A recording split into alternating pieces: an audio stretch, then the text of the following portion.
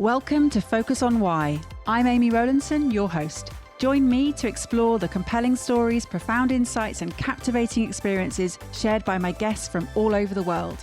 Focusing on the importance of why, these relatable, uplifting, and inspiring conversations will empower, motivate, and guide you to create your own purposeful way of life. Have a purpose, have a plan, focus on why. Before we dive in, let me share how I can transform your journey as a purpose coach. I specialize in helping you get crystal clear on your why, aligning your passion with your purpose, and crafting a plan to create the life you truly desire. Book a free 30-minute coaching call today. The link is in the show notes. Let's start building your purposeful future together. Today on Focus on Why, I am joined by Claire Auchmuty. Welcome. Thank you, and well done for the pronunciation of that mouthful. Oh, I was just trying to get it done in one go, and I thought I won't check my notes. I'll just naturally go with it. So yes, thank you. Well, I don't know how many times I have my surname Rowlandson becomes Rawlingson, Rollinson, Rowlandson, everything. It's hilarious. So I'm used to that. I don't know about you. What different? Yeah. It took me about 6 weeks to decide to use my maiden name for the business because my connotations when I were younger was people couldn't spell it, say it, pronounce it, remember it. And I find it really awkward. So I didn't have a great attachment to it. But it's funny, when I was bouncing it around with my friends when I was starting my coaching business, and they were like, that's such an interesting name. And so anyway, it took me 6 weeks to go, do you know what? Actually, I am going to use it. And part of it was I didn't really like who I was when I was married. And I thought, if I'm going to be authentic and help people to move into something that feels more them, then I need to lead by example. And the good thing is, if you key in the first 3 letters of my name onto Google, there is no other person on the planet with this name, with Claire. So I am easy to be found if you have the first part of the spelling. That's so cool. And there we go. So all anyone needs to remember is Claire, AUC, and then you're done. Perfect. Then you're sorted, yeah. Excellent. Now, you mentioned there something that I'm just going to pick on, which was about being authentic and what that means to you to be authentic. So let's just ask that question while it comes up. Yeah, it's an interesting one. So for me, being authentic is being someone who is able to understand what's important to her and bring it into her world. So, when I look back in my life at different stages, there's plenty of times that I didn't speak up or didn't do things that I really would have wanted to for all sorts of reasons. Whereas now in this new world that I live in, I get to create my world. And in what I do, I want my clients to feel more into who are they and what did they not do or be in the relationship that's broken down, and what might it feel like to do that. And for me, authenticity is very much linked to walking the path and walking the talk. And that was why I mentioned that, for me to use a name that I didn't really like who I was, didn't feel aligned. So maybe that's the good work. So for me, authenticity is what feels aligned, what fits well and sits well in me living my life the way that I feel I can, and is in my best interest and allows me to feel the best version of me in whatever that looks like.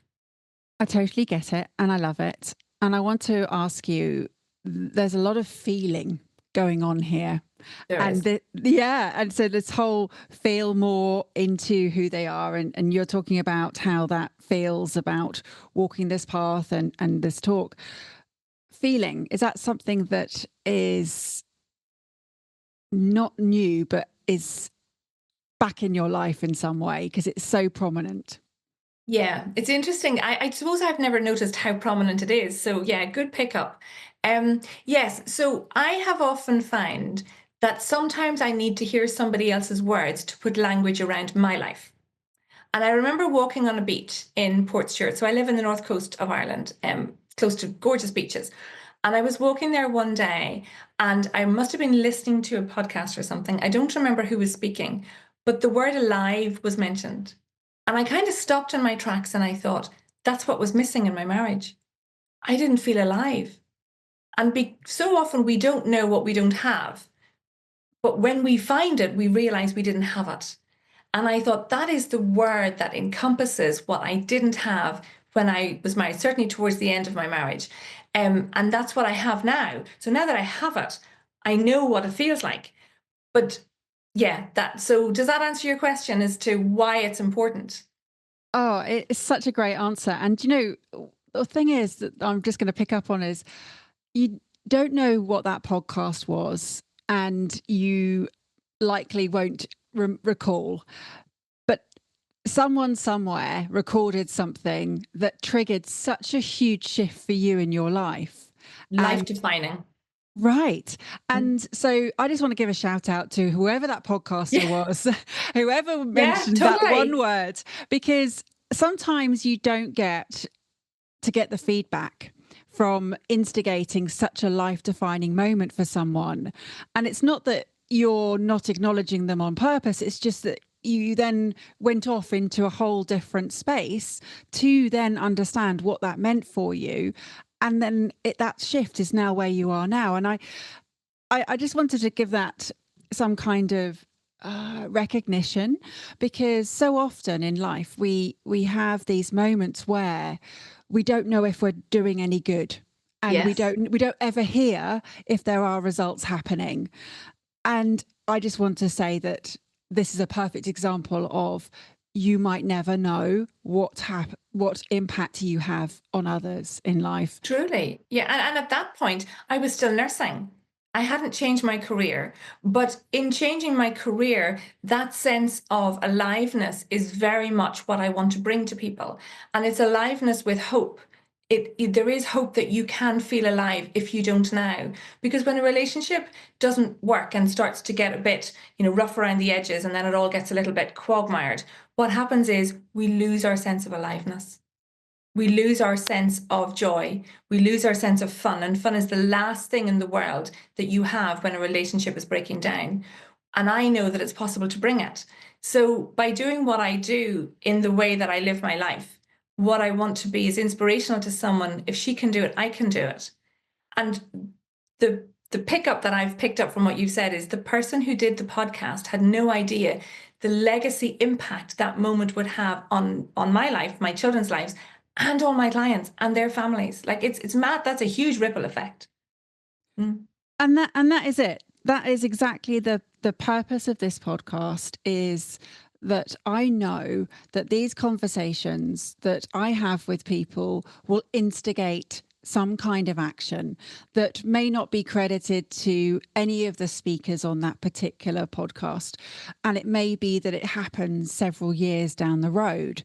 But the legacy impact of your words and your actions are huge. And that change begins with the individual. And that means that if you ever feel any doubt about that your worth or your work is of value, this is the perfect illustration. So, yeah, we haven't even started the podcast yet, Claire. Honestly, we're like way into We're on this. a roll. Oh my goodness. I mean, yes. So in essence, the question I usually start with is, what is it you're focusing on? And you've already given me some indication, but let me just let you frame what it is that you're focusing on right now. In my business, The in my question life. is open-ended on purpose. Well, I think it is, I'm focusing on bringing hope, because as a relationship and divorce coach, hope is very, very small. And it's a feeling. And hope is what tractioned me forward. So I felt that there was something bigger for me in the world and something more for me when I decided to leave my marriage. I had the same feeling when I left my nursing to set up a business that nobody in Northern Ireland was doing, nobody had heard about, but I felt it was something that would make a difference, because I knew that if I had had me 9 years ago almost, when I left my marriage, the difference it would have made. So for me, focusing on that allows me to go, where do I feel I can bring hope? Because that is something that is, I did a post through my socials recently, and I said, hope for me is oxygen for the soul. And it just has that sense of, that's how powerful it is. So if hope is oxygen for the soul, what is the other element, or what are the other elements that are needed for nurturing a person? Kindness would be the first one. Without kindness, there is no connection. So kindness supersedes so many things in my world, because kindness is something we feel. There's back to the feeling word again. So for nurturing someone, kindness and compassion. And compassion is definitely a feeling. So I was married to a church minister, and so faith is a big part of my world. And, compassion is talked about in faith circles a lot, but it's a word that's talked about. And yet the reality is we afford somebody compassion because they feel it. And that goes more than the words. We want to extend this sense of, if I can help, if I can stand here, if I can listen to you, if I can let you be seen and heard, then that's doing a lot, even if it feels like I'm doing nothing. And so often, from a nurturing perspective, having that is limited. So that to me is really important. It's just space to just think and space to be and figure things out at a time frame that's going to work for you. So, having now stepped into the role that you needed yourself, Claire, and it's so often the case that I hear that where there was a lack or something missing for someone in their life, they then filled that void by stepping into a role or to solve that problem for so many others. What does that now mean to be this relationship and divorce coach that you are? I love that question. Because actually, I did a lot of work recently on values and voids and things, and it was a whole different way of looking at it. And before I understood where the thread of this was going during the webinar that I was with, what came clearly out was I didn't have a voice. And when the person doing the webinar said, "So what do you do then?" and I told them what I do, they were like, "Well, that makes sense," because what I want my clients to do is find their voice. Because when we find our voice in a relationship that's not working, we get more of an evidence pathway of how things are likely to go. But we need to have a voice to be able to do that. So understanding the dynamics that underpin a relationship breakdown and finding your voice with that understanding creates empowerment to move forward. When you find out if your partner is going to lean in and work with you, you have an evidence pathway that there is possibility for something new. When you find out, if you find out that your partner quite likes it the way that it was and they don't want to change, you have a different evidence pathway, and it is things won't change. They will probably get worse. But you've had a voice to find that information, whichever way on like a Y crossroads that comes to, that gives you the ability to make better decisions, to know how to go forward for you. So it's that sense for me of finding a voice and understanding. They go hand in hand. And not being afraid to use it, or using it, feel the fear and do it anyway. You're changing a pattern. Nobody knows what it's going to look like or feel like, but if nothing changes, it'll stay exactly the same. Can you talk about finding a voice, Claire? Did you ever have one before? I did, but it got muffled, very stifled. And I have quite a few things in my childhood that I remember, and it was just like, ah. And one of them was really interesting. I did a sort of a talk on this, and it was when I was about 5, and I was in church with my granny. So she sang up in the choir stalls with her friends, and nobody wore a choir uniform. But I remember clearly my granny leaned over to me and said, "Now, dear, I don't want you to sing because you don't sing very well, but you have to look like you're singing because you're standing beside me." Now, there is no way in this planet my granny meant for me to have a squashed voice. But my interpretation as a 5-year-old in that moment was, I have no voice that's worth hearing, and my role in life is to make the person beside me look good. So I did a pretty good job at that for a very long time, until I started to go, this isn't working. What's wrong? What's not working? What do I do? All of those questions, which is why I love coaching, because it's about asking questions, because questions helped me to change my life. So I had voices in certain areas in my life. I was a manager of an A&E department. I had a very clear voice in that role because it was needed for organizing, delegating, keeping patients safe, rearranging departments if a crisis happened. I had it in certain areas, but not in every area. So there was a limited capacity in certain areas. And that's what I've kind of broken free from. So now there's like a conformity across the board. I get to be me in all areas, not just in certain sections. And it's so interesting, isn't it, when we look at those formative imprinting years and see the effects of such a casual Yeah. conversation. And so how that one moment in, and as you say, it wasn't said with any sort of malice, it was just a No. case of, yeah, it might be better if you do it this way instead.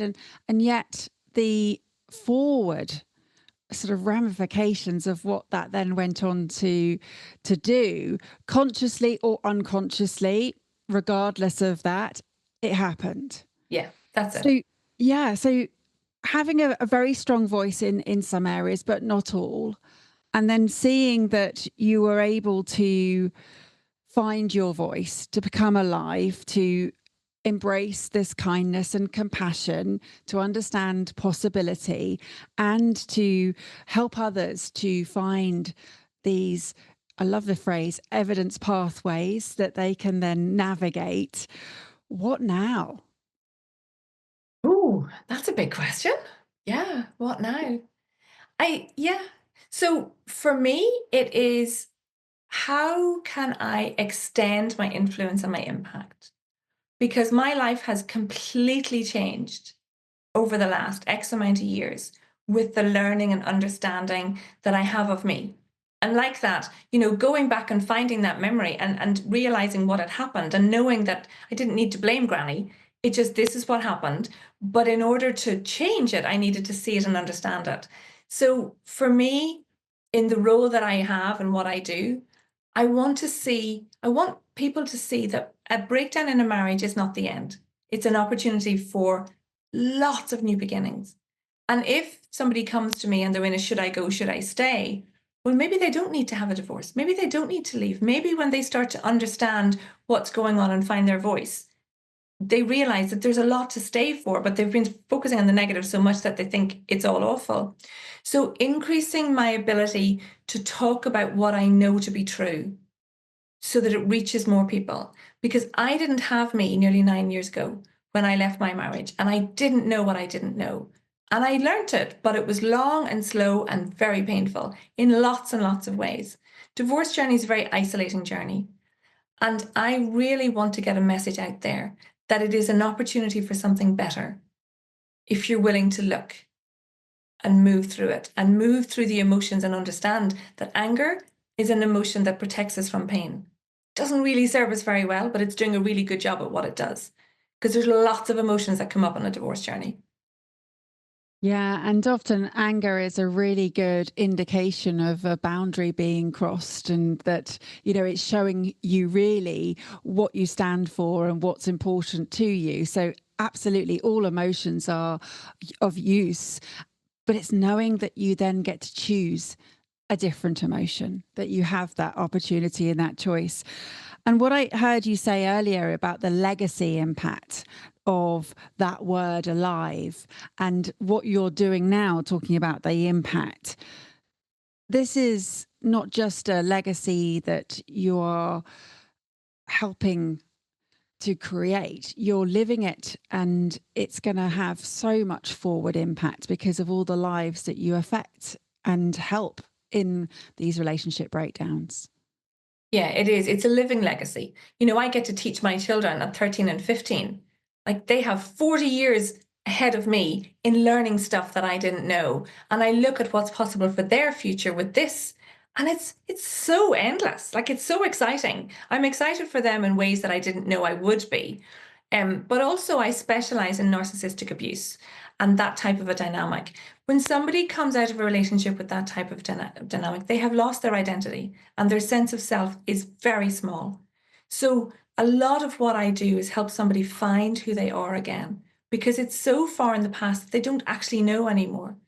One of the things I ask my female clients to do very often is to go to their local supermarket, stand in front of the row of flowers, and pick a bunch of flowers because they like them. Not because of the price, not because of the color, not because they'll match the decor, not because it's their mother's favorite or whatever, but because they actually would love when they walk in the front door to see those flowers in wherever they put flowers. That's a very, very difficult thing to do for the clients I work with, because they're not used to knowing what they want. They don't actually very often know what they like. And so it is starting at that level to go, let me help you bring joy into your world, but I want to empower you to do it in a way that feels safe. So that's a lot of what I do. And that recognition of in essence beauty and seeing beauty in the world for the first time, probably because they're in this, as you said, this very painful state, and it is very emotional, the breakup of a relationship. So recognizing that bunch of flowers and also an act of self-love and self-care, which is, really important. That's the beginning of this journey of rediscovering. And from your perspective, you know what's possible. You've seen what's possible. How often do people not believe that it's possible? Hugely, hugely. So my logo is Your Story Matters, and it's a picture of a feather that has paint splashes, because I believe life is messy and it's not colored inside the lines. I also know that there's lots of colors and shades.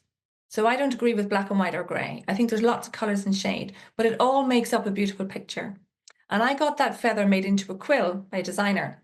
And I got the words, Your Story Matters, written from the quill. And the reason for that is I would my core is what is possible if you dare to believe your story mattered. But a lot of people are 5 steps before that. So what I would say is, are you willing to borrow my belief until you traction forward your own? Because I 100% believe and know that your story does matter. And if you can borrow my belief to help you to move forward until yours starts to grow, well, that's as good a starting point as any. Yeah, I'm with you. I think it's incredible, and I love it.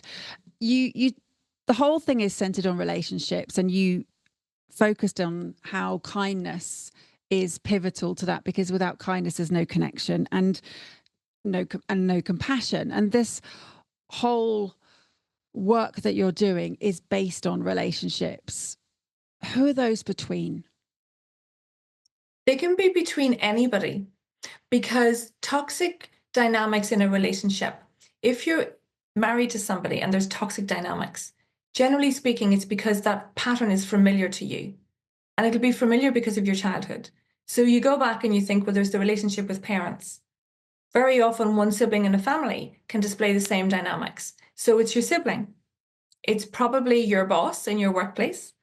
And the reason being, our brains are wired for what feels safe. But the only thing that our brain perceives as safe is what's familiar. So it doesn't have to be good for us or bad for us. It just has to be familiar, which is why we end up in situations that, whilst they don't feel good and probably are unhealthy, our brain is telling us they're safe until we learn something different and create a different sense of familiar. And that's practicing and stretching that muscle for something different. So when you look at workplaces, if you're in a workplace and your boss or your colleague is very critical of you and very demeaning in whatever way, it can be that relationship. There's maybe less of an impact from that if you work part-time than there is if you go home to a partner. But if your parent is like that, I had a client who came to me once because she didn't think her marriage was very good. And she said, it's just strange because everybody loves my husband. I said, okay, well, let's just see where we go. And it turns out it was her mum. By the time we'd done 6 sessions, she said, I have a pretty great husband. I said, you do? But she was looking to leave her marriage because she didn't understand why she was feeling the way she was feeling. And it was the impact and overwhelm of the dynamics between her and her mum. So for me, understanding your emotions allows you the ability to manage them. And that's the core of what I do. I help people to understand their world. It's kind of like you're in a game and nobody's giving you the rules. Well, I'm going to give you the rules and then you decide how to play.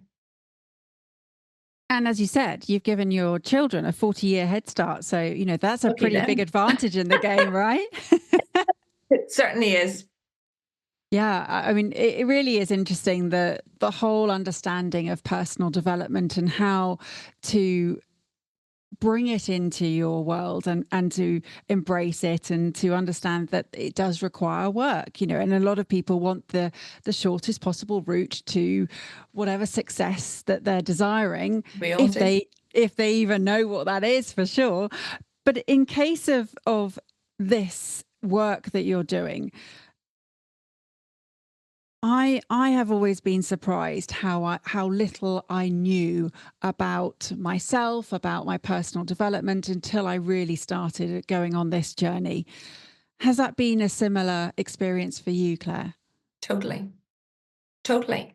And I would have been aware of a lot of things. I love reading. I have a house full of books.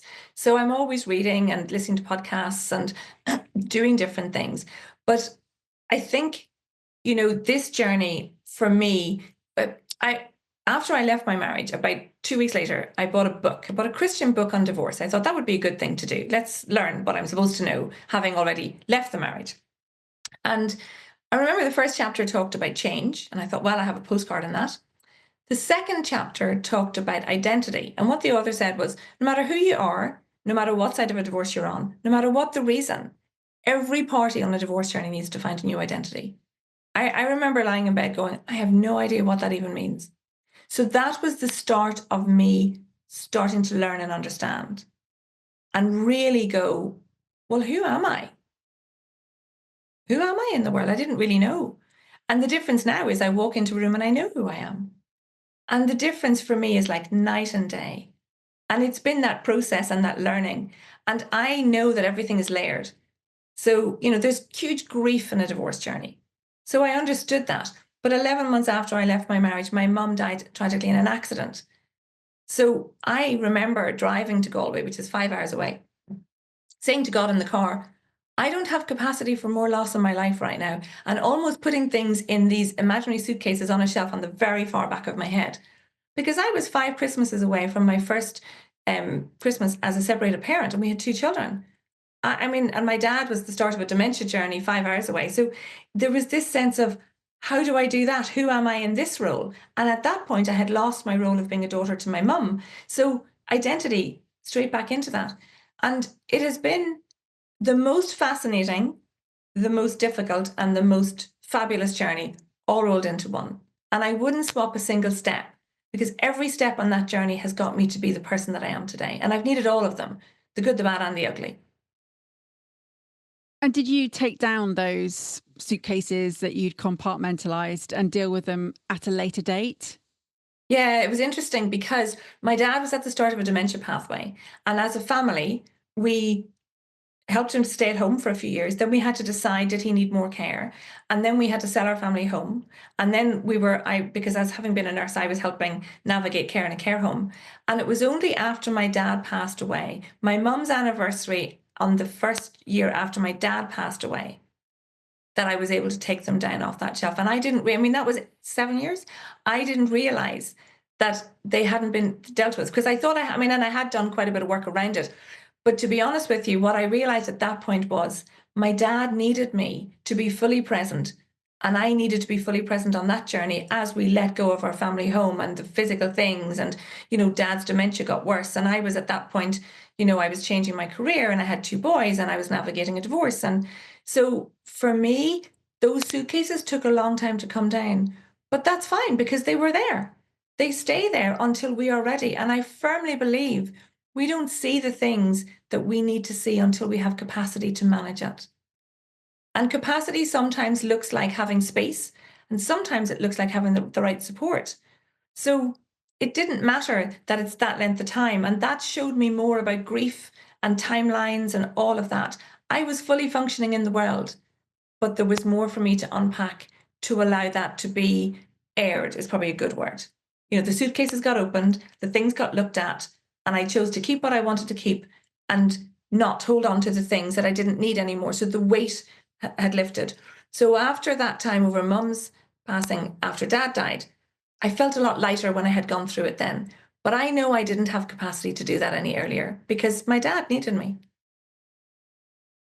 So in the car on the way to Galway on that long drive, and you said that you don't have any capacity to take this on. Was that just an imperative to yourself as opposed to speaking to God? No, for me, it was a conversation. Because God for me is a conversational person. And my ex-husband is a church minister. So when I left my marriage, I had to step away from the church.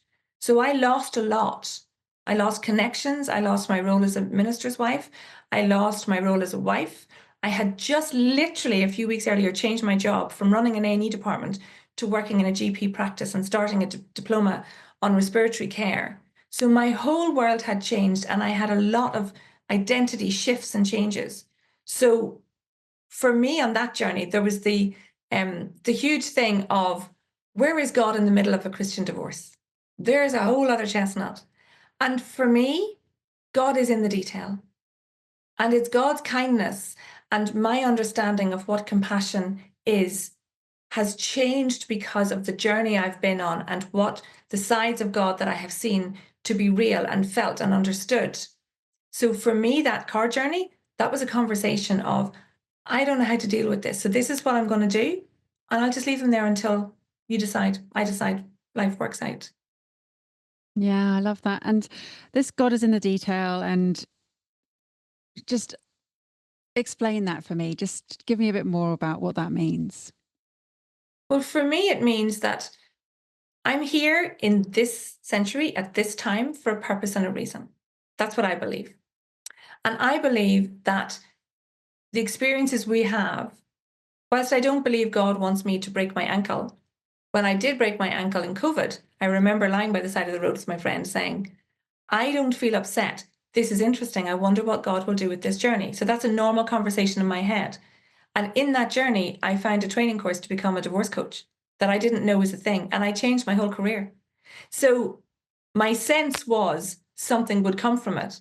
And it completely did, in ways that I had no idea. And at that point, I never thought I wouldn't be a nurse. So for me, that's the detail that God is in. So I don't believe he causes sickness and illness, but I believe he can use the journey through it to teach us and show us. And when I broke my ankle, one of the biggest learnings I had was that I wasn't very good at receiving. I was really good at giving and organizing and helping. But when I broke my ankle, I couldn't do an awful lot. And I needed help. And that didn't feel great, because it was almost like, how do I thank people? What do I need to do? And then it was like, well, they don't want anything. So I changed internally by lowering defenses that I didn't know I had in that journey of a broken ankle. And I've often said, I don't know what other life circumstances I could have had that would have shown me the importance of that, and a side to me that I didn't see. It's so fascinating, isn't it? And this whole understanding more in every moment that there is a meaning, but it's up to you to assign meaning. It's your responsibility to choose and to respond to it. So yes, something will happen, and whether that's your belief that that's God's way or the universe's way, whatever somebody calls that sort of happening, there are many reasons that people have for that. So your purpose and reason to be here right now in this century is to Be a mum to my two boys, and to bring hope and change legacies for people that need what I can bring because of my lived experience. And do you see that? It's hard to know for sure, but do you see that evolving in any way? Is that just for now? No, that's for now. I have never lived life in a box. And I remember walking on a beach. So I started off as a divorce coach. And I remember walking on a beach near me. I do a lot of my walking and talking with God on beaches. And I remember walking the beach, and I had this sense of a question. What would it be like if you weren't just a divorce coach? And I remember stopping and going, seriously, God, you're having a laugh. Like, I've just started, like, what? And then I evolved that into relationship and divorce. And now what I really want to do going forward, as a nurse, I did a lot of health promotion education. I taught a lot in A&E department, staff, patients, all that. I love teaching, and I love passing on what I know. I would love to do a pre-marriage course, and let's do prevention is better than cure. I would love people to understand what I wish I had known way back then, to see things that would cause me to ask questions, to go, is this helping me? Is this in my best interest? Is there a different way that I can think or be or do? Is this relationship good for me? Is this job environment good for me? So creating something that would allow people access to what I know and how I see the world in terms of relationships before they end up on a divorce journey or a relationship that's not working. Surely that has to be better. So for me, that's the bigger thing. I don't know quite what it looks like yet, but there's that somewhere out there. There's that. Yeah, it makes sense. Get in there before, in the same way that you want to, in a health service, promote good health and to Yeah. ensure that people don't end up in hospital. Let's work in the same way with mental health, in the way that, and also in relationship health, in terms of understanding that you can affect so much change from your responses, but also your understanding of, just as you said, the dynamics, the dynamics that are occurring in all different areas of your life and how they influence the other areas. So, yeah, I mean, be prepared, and have this knowledge is going to be of so much benefit for those who go into a new relationship, for sure, new marriage. Yeah. And I think, do you know, what we don't often realize is there's 200% in a relationship between two people, and each person is responsible for 100% of them. And when we start blaming and criticizing, we're not being 100% responsible for us. And that's one of the probably the key things of my understanding now of what do I need to do to look after my, almost like my side of the street? Because if I improve my side of the street, it automatically has an impact on the other side. Yeah, I'm with you. And this responsibility for me is a huge part of the work I do in purpose, and in understanding that you're responsible for creating your own purposeful way of life, for ensuring that you are fulfilled in your everyday, because it is that personal responsibility. It's not deferring that on anybody else, on your manager to ensure that you're motivated. It's up to you. This is your life. And as far as I know, your one and only life. So it's really important that you take that 100% responsibility. Yeah. And yet, if you had said that to me 8 years ago, I wouldn't have quite understood what it meant. Mm. So for me, you can't have change without awareness. So raising awareness for me is really important, because if I can help people to have an awareness of patterns that aren't working and thought processes that aren't helpful, then there's the potential for change. But without awareness, there can be no change. What do you think it was that you wouldn't have understood, Claire? I think, yeah, it's funny because what I know now is so familiar to me, it's nearly hard to think back that far. But I think it would have been that I didn't understand the importance of, I can really empower my emotional stability by how I think and how I speak. And that's the learning journey I've been on. I am not at the will buffeted around on a sea of other people's opinions and emotions. I have the capacity within inside me to create a stable life if I choose it. And that's that victim ownership sort of mindset that I literally knew nothing about.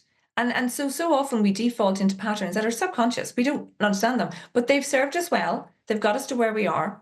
Our brain's job is to keep us alive. So my brain did a great job at keeping me alive. I wouldn't want to go back to the life I lived over the time for lots of reasons. But it all of that allowed me, when I started to get curious. So curiosity is a word I love to use. Curiosity for me is softer. It is, let's just have a bit of a look here. Let's just see. So we're not threatened as people. So we're able to look. Whereas before, I think I just wanted to know all the answers and wanted it yesterday. And that doesn't work with this kind of thing. It's a slower process. For something lasting, it's slower. It is interesting, and it is almost an impossible question to ask you to have thought about what it was that you wouldn't have understood, because there's so many different elements that you now know, and it's hard to now not to unlearn those or unknow those. However, knowing what you do know now, and knowing that regret is futile, is there anything that you would have changed? And again, it's another impossible question, but is there anything that you would have changed about your own life? No, because if I changed anything, I wouldn't have the life I have now. I always said that there was one sadness I had in life. It's not the same as regret. And I loved my mum, and she was a very busy person doing lots of things. And I always said if there was one thing in my life I could have changed, I would have loved to have had a relationship with mum where we could have sat and just chatted. And that's not the same as having regrets. That's just I wish I'd had that. And I purposely give my boys time so they can just chat. If I'm in the kitchen and they come in, if we go for a drive, if we, whatever, because I didn't have that. And I wish I had. But I wouldn't be the person I am now if I changed anything about my journey to get here.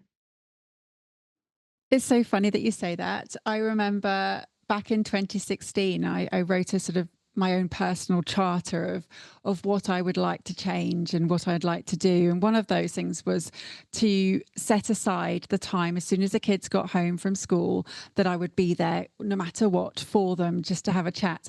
And I remember telling them this commitment that I'd made, and they turned around to me and they said, "We don't have time to chat to you, Mum." However, it planted that seed and it started and it continued and then it grew. And now it's a case of that happens a lot. I mean, they're away now, they're at university, but I get those phone calls. You've and those underpinned it, moments. haven't you? Yeah. And that's the thing. What I know is if I'm available, they have a choice. If I'm not available, there is no choice. So I wanted to create a situation where if I'm available and they wanted to talk or choose to talk, well, then they can. And because I know my two kids, when they were younger, I used to bounce on the trampoline with them. And my eldest would talk when he was bouncing on the trampoline. So I go into their world just because it gives a potential for opportunity should it need to be used. So I love what you did. Well done. Great job.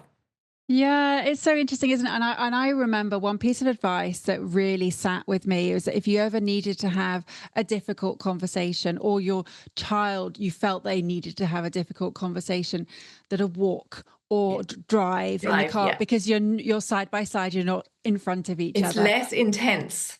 Yeah. So that whole, I got a dog. That's what happened. Well, I went out and I knew, yes, I could drive, but I thought actually let's get a dog and we can then go on walks and Love that. have these conversations. So yes, I didn't get a trampoline. I got a dog. Same thing. Well, my youngest has two rabbits, so they're not exactly walkable. He did get leashes for them when they were little, and it was just a bit too cute to be of benefit. But yes, I know exactly what you mean. So what I'll do sometimes is I'll say to the boys, come on and we go down to McDonald's and get an ice cream and we'll go for a walk by the river. So there is bribery, but I'm happy to do bribery if it gives me a chance to be with the kids. Yeah. And they will really remember those moments. Not now. And they may not even say very much, but that's okay. That's their choice. It is just that those moments of time. And you've mentioned timeline, and there is no measure for those moments. No, none. Right. None. Yeah. Claire, this has been a really beautiful conversation. Thank you. And Well, I am thank sure, you. yeah, I'm sure that, well, let's just see. Maybe we created a ripple effect that we will never hear about. But how could someone reach out to you if they would love to speak to you? Well, I'm on all the social media. Well, not all of them. I'm on Facebook and Instagram and LinkedIn. I have a website, and I'm sure all of these details will be put into the show notes again for the spelling of the name. And yeah, those are the main ways. I'll be running webinars probably from January for different reasons on different topics, all to do with relationship breakdowns, and they'll be plastered all over social media. Amazing. Well, thank you so much for sharing why you do what you do and for doing what you do, because it is very much needed. And yeah, let's see how many people who might not have even understood that this was even needed and have now gone, oh, actually, I didn't know that was so much important, or there's so much importance around empowering my emotional stability. So yes, think about how Well, you thank you think for and your speak. questions, because you asked really brilliant questions that, as you could see, I had to do a bit of, oh, right, hold on a minute.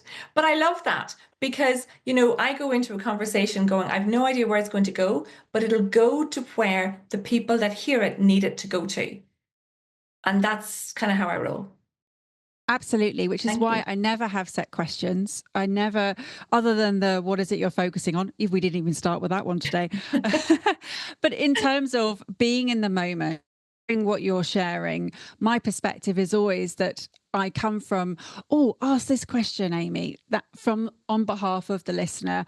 I don't always get it right. How could I possibly? There are, many listeners, all with different thoughts, experiences, beliefs, but I just simply try and stay in the moment and not have too much bias. Again, almost impossible because I come with my own thoughts and ideas. But yes, thank you for bringing all that you brought to this conversation. It really has been very insightful.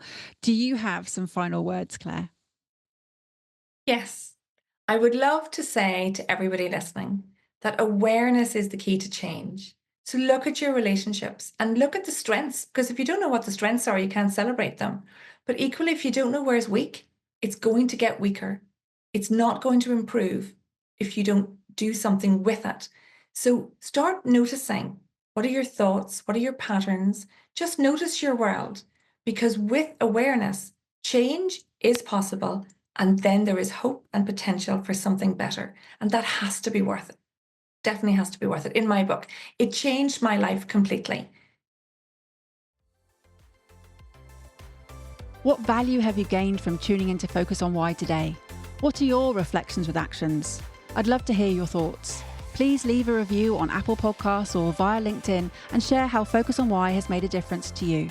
Your feedback not only will inspire others, but will help them to discover how Focus on Why has created powerful ripple effects. Let's continue the conversation.